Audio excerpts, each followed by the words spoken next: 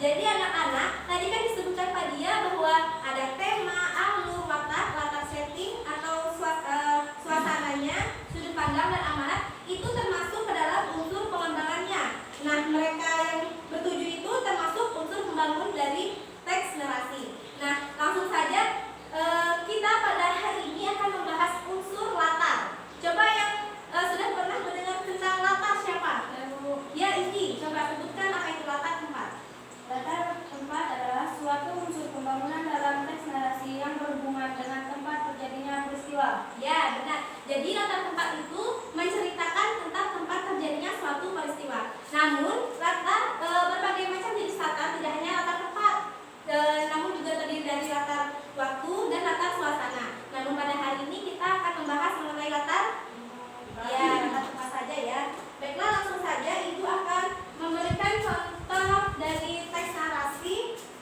Nah, ini judulnya yaitu apa? Balas budi singa. Ya, kita akan membahas tentang teks narasi yang berjudul Balas Budi Singa, di mana kita akan menentukan latar tempat pada cerita ini. Coba siapa yang mau membaca ini? Ibu, Fadia. Ya, silakan Fadia. di suatu perkampungan hiduplah pemuda miskin. Ia tidak memiliki harta benda kecuali pupuk yang sudah rapuh peninggalan orang tuanya. Untuk menghidupi dirinya, pemuda tersebut selalu mencari kayu bakar di hutan lalu dijualnya atau ditukar dengan kebutuhan pokok lainnya. Meski hidup serba kekurangan, namun pemuda tersebut sangat baik hati dan penyabar. Ketika suatu hari pemuda tersebut tengah mencari kayu bakar, terdengar di balik semak-semak suara raungan singa yang sedang kesakitan. Dengan rasa cemas, dia dihampirinya singa tersebut yang sedang merintih karena sebuah serpihan kayu menusuk bagian punggung singa.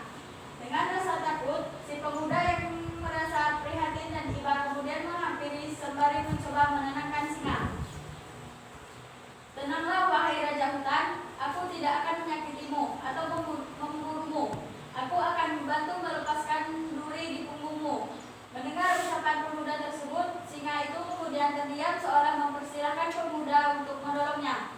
Tak lama kemudian, duri di punggung singa berhasil dicabut. Pemuda tersebut kemudian berlari menghindar karena takut dimangsa. Ketika hendak kembali ke tempat mencari kayu bakar, ia tidak sengaja menabrak kereta kencana milik raja yang sedang lewat sehingga kereta tersebut terbalik.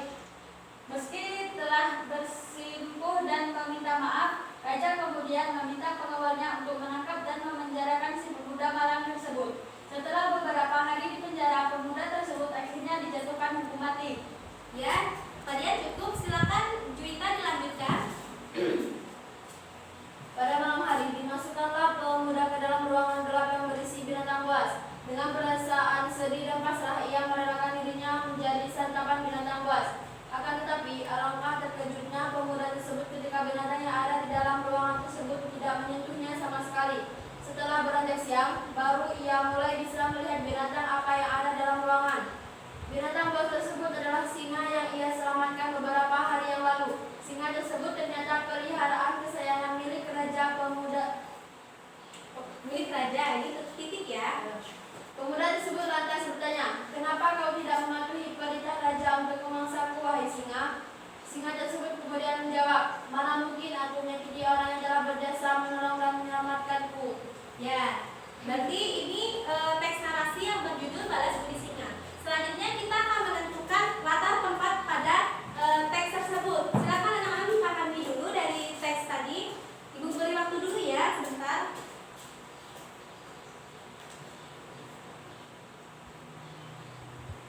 Ya, siapa yang bisa menyebutkan latar tempat pada teks narasi tersebut? Ayo, siapa? Saya Bu. Ya, Indi, silakan. Latar tempat. Yang pertama di mana?